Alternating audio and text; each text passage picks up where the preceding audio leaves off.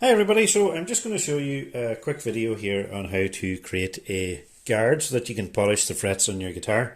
So what we're going to use here, we're going to use an old loyalty card like this one here from Subway. I would say most people have a few of these lying around, old credit cards, that type of thing. So what we're going to do is, effectively we're going to make a slot on this card so that we can slide it over the frets and then we can polish the frets individually without damaging the fretboard itself. So to do that, what we're going to do is we're just going to size up the card itself initially, so we need to cut it just below that circle there,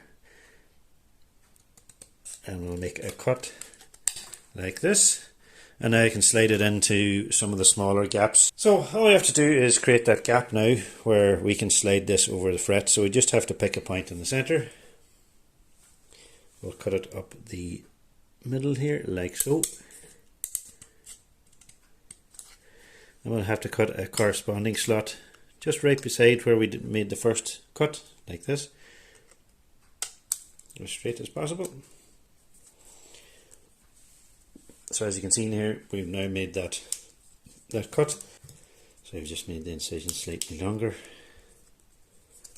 So I'm happy enough with that. Now I'm just going to tape that off there.